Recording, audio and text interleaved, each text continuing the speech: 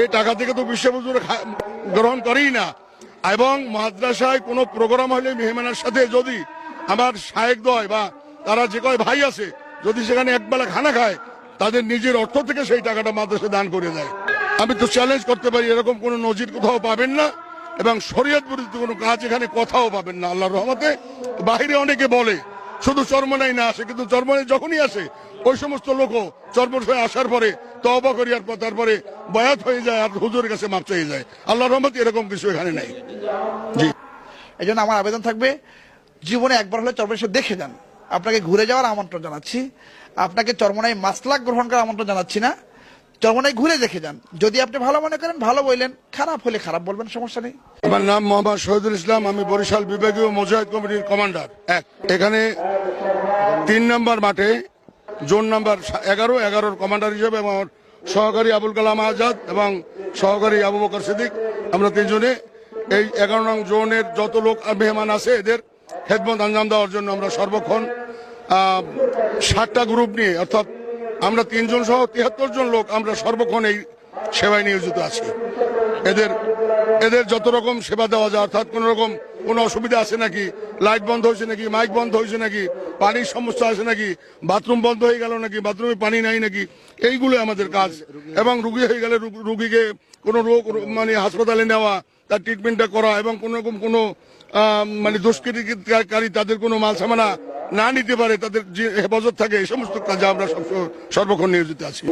এটার আসল কথা হয়েছে ইসলাম মানে শান্তি।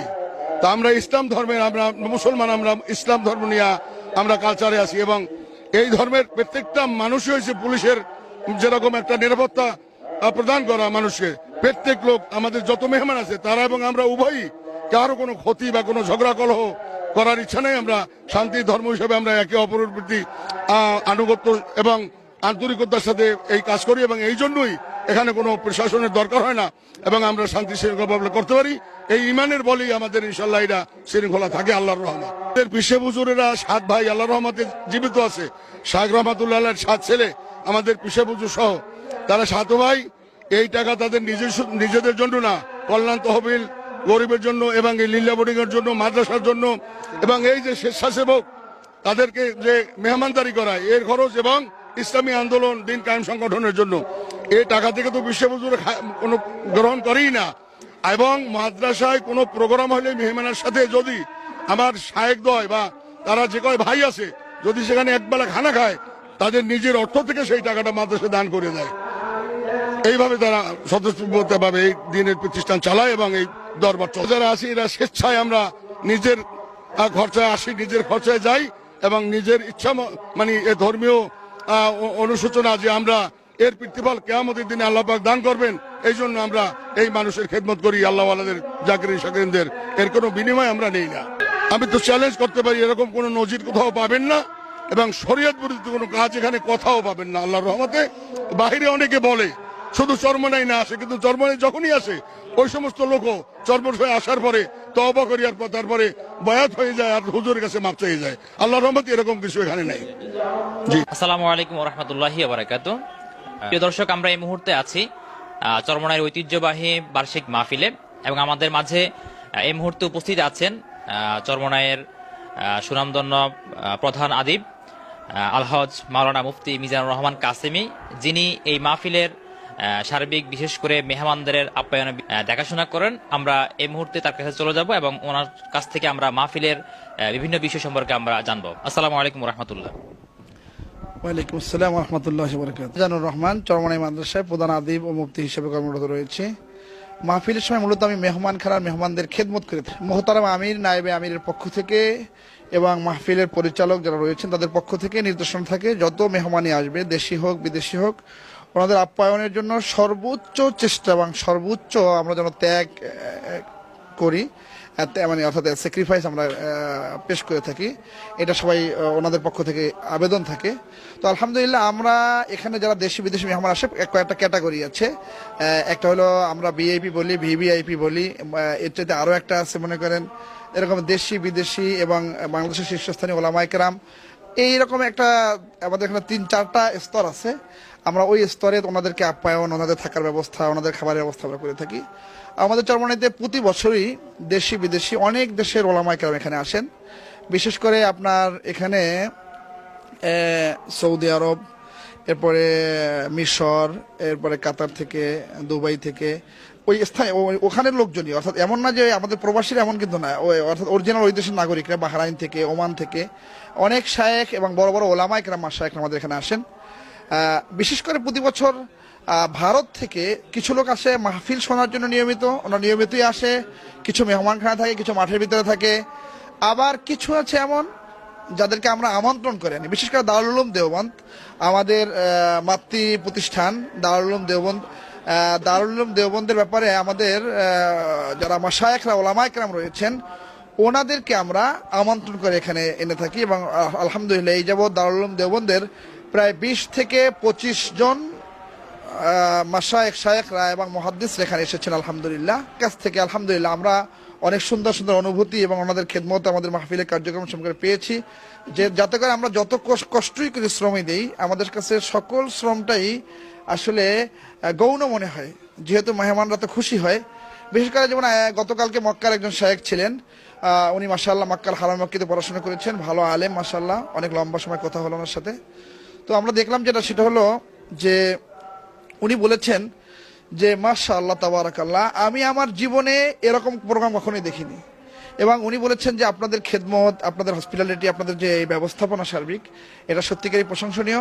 তো আলহামদুলিল্লাহ মেহমানদের শেষ মুহূর্তে এই কথাগুলো আমাদের খুব ভালো লাগে, যে যখন যায় সকল দোয়া করতে করতে যায় এবং মন থেকে দোয়া করে এবং অন্তর থেকে তাদের যখন দোয়াটা বের হয়, তখন আমাদের কাছে আমাদের রাত দিন যে আমরা এক করে ফেলি। আমাদের যারা মেহমানখানা আমাদের এই সেকশনে প্রায় 20 জন উস্তাদ কন্টিনিউ কাজ করেন, যারা 24 ঘন্টা ডিউটি পালন করেন, ছাত্ররা 24 ঘন্টা। আপনার আমাদের কখন রাত হয় দিন হয় এটা আমরা অনেক সময় নামাজে দাঁড়ালে বুঝতে পারি যে এখন এই নামাজ পড়তেছি, এটা আমরা টেরও পাই না।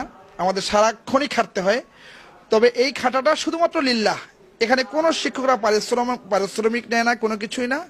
শুধু আমরা চাই একজন মেহমান ইকরামুজ জয়ীফ, যেহেতু আল্লাহ রসুল সাল্লাল্লাহু আলাইহি ওয়াসাল্লামের সুন্নাত, ওই খাতিরই আমরা এই কাজগুলো করে থাকি, অন্য কোনো কিছুই না, কোনো স্বার্থ নেই। আমাদের শিক্ষক ওস্তাদরা আমাদের এখানে মেহমানখানায়, আমাদের মেহমানখানা এই মাহফিল তো ছোট মাহফিল অগ্রহায়ণে, আমাদের এখানে অগ্রহায়ণে হলে আপনার হয়তো আমাদের যারা বিশেষ গেস্ট থাকে এর পরিমাণটা 1 থেকে 1.5 হাজার হবে। আর যে বড় মাহফিল যেটা হয় ফাল্গুনে, সেখানে আমাদের কয়েক হাজার বিশেষ মেহমান থাকে, যাদের খাবার থাকা সহ যাবতীয় ব্যবস্থাপনা আমাদের এখান থেকে হয়। আর এই মেহমানখানা থাকতে হলে যে কেউ থাকতে পারে না, এই জন্য আমাদের মুজাহিদ কমিটির সেক্রেটারি মহোদয় রয়েছেন, আমাদের মাহফিলের পরিচালক সৈয়দ ইসহাক আবুল খায়ের সাহেব রয়েছেন, ওনাদেরকে পারমিশন কার্ড দিয়ে থাকেন, কার্ডধারীদেরকে আমরা এই ব্যবস্থাপনা করে থাকি। এখানে যে কেউ চাইলেই থাকতে পারবে না, আসতে পারবে না, অবশ্যই আমাদের যথাযথ কর্তৃপক্ষের কাছ থেকে কার্ড গ্রহণ করতে হবে। কার্ড গ্রহণ করার পরে আপনারা এখানে থাকতে পারেন। দেশি কোনো বড় ওলামায়ে কেরাম আসলে উনি ভিআইপি মর্যাদা পেতে পারে, বড় কোনো, যেমন আমাদের যাত্রাবাড়ি হজরত আসলেন, হাটাদারি হুজুর আহমদ শফি হুজুর আমাদের এখানে কয়েকবার আসছিলেন, আল্লাহ তাকে জান্নাতুল ফেরদাউস দান করুক। জোড়া বাবুল উনি আমাদের এখানে এসেছিলেন কয়েকবার, আল্লাহ তাকে জান্নাতুল ফেরদাউস দান করুক। এরকমের যারা এসেছেন ওনারা ভিআইপি মর্যাদা রয়েছেন। আর যারা বিদেশি মনে করেন, বিশেষ করে মক্কা মুকাররমার কোনো বড় শায়েখ, যেমন সর্বোচ্চ ওলামা পরিষদের সদস্য এসেছিলেন, দারুল উলুম দেওবন্দের ওস্তাদরা এসেছিলেন, দারুল উলুম প্রধান মুফতি হাবিবুর রহমান খায়রবাদী এসেছিলেন, দারুল উলুম দেওবন্দের নায়েব মুহতামিম সিনিয়র অনেক মুহাদ্দিস এখানে এসেছেন আলহামদুলিল্লাহ, ওনারাও ভিআইপি মর্যাদা পেয়ে থাকেন। আসলে আমরা কখনোই হিসাব করে দেখিনি কত জনসংখ্যা হয়। সাংবাদিকরা বলে থাকেন তাদের পর্যবেক্ষণ, কেউ কেউ বলে থাকে এই মাহফিলে 10-12 লক্ষ লোক হয়ে থাকে, আর বড় মাহফিলে কি বলে লক্ষ লক্ষ লোক হয়ে থাকে, প্রায় এর কয়েক গুণ বেশি লোক হয়ে থাকে। আমরা এখনো গুনে দেখিনি। তবে আমরা একটা হিসাব করি যে আমাদের কতগুলো খুঁটি আমরা দিয়ে থাকি এবং আমাদের কত বর্গ কিলোমিটার এলাকায় মাহফিলটা হয়। ফাল্গুনের মাহফিলে আমাদের মাহফিলের 10 বর্গ কিলোমিটার, তো 10 বর্গ কিলোমিটার এলাকা পুরাটা গিজ একদম মানুষ দিয়ে ভরা থাকে। এবার আপনারা হিসাব করতে পারেন কত মানুষ হতে পারে। এই জন্য আমরা তো গুণে দেখিনি, এই জন্য আমরা যদি একটা সংখ্যা বলি এই সংখ্যাটা হয়েছে, এটাও ঠিক হবে না। আবার যে কি বলে আপনারা ওই যে সংখ্যাটা বলে মিডিয়ার, এটাও আপনার অস্বীকার করবেন, সেটারও কায়দা নেই। কেননা আমাদের তো মাহফিলের পরিধিটা প্রায় 10 বর্গ কিলোমিটার।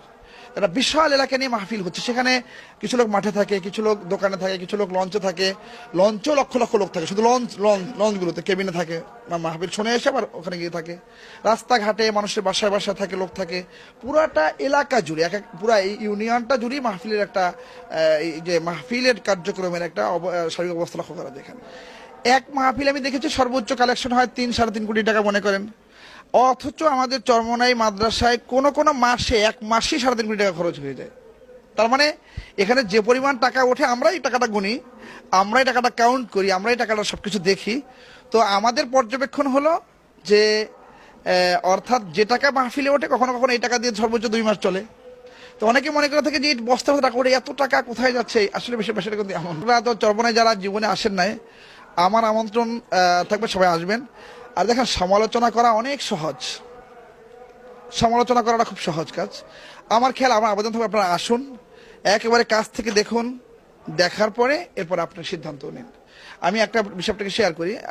আব্দুল সালাম চাটগামী সাহেব রহিমাহুল্লাহ, যিনি একসময় পাকিস্তানের প্রধান মুফতি ছিলেন, হাটাদারি মাদ্রাসার প্রধান মুফতি ছিলেন, হুজুরি চরমনায় একবার এসেছেন, শুনেছেন এখানে সমস্যা আছে। তো আসার পরে শাইখ মোহাম্মদ রায় তখন জীবিত, দেখে দেখা করছেন যে হুজুর আমি দেখি আপনার এখানে কোন কোন সমস্যা আছে। ওনারা আমি নিজের মুখ থেকে শুনেছি, আমি ঘুরে ঘুরে দেখেছি। আমাকে বলছে স্বেচ্ছাসেবক দেন, স্বেচ্ছাসেবক দেই, পিছিয়ে বলছে ঘুরে ঘুরে দেখেন, বলছে না স্বেচ্ছাসেবক প্রয়োজন নেই, আমি নিজে ঘুরে ঘুরে দেখবো। তো ঘুরে ঘুরে দেখে ওনার সর্বশেষ মন্তব্য ছিল এটাই যে আসলে অনেকে অনেক কথা বলে চরমনাইকে নিয়ে, বাস্তবতা হলো চরমনাই কেন্দ্রিক যে কথাগুলো তারা বলে থাকে এটা অধিকাংশই ভিত্তিহীন। এবং উনি এটা বলেছেন যে ওনার ইস্তেমাই জিকির করে জোরে অনেক বিষয়গুলো বলেছে যে আমার সাহস হয়নি যে আমি এমন একটা ফতোয়া দিয়ে মানুষের জিকির করাকে বন্ধ করবো।